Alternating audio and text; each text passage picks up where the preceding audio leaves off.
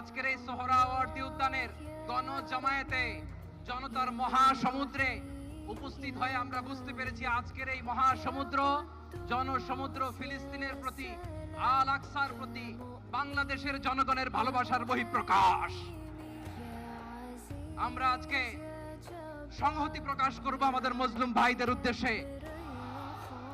নারে তাকবীর, দিন ইসলাম, দিন ইসলাম, ফিলিস্তিন, ফিলিস্তিন, আল কুদুস, আল কুদুস।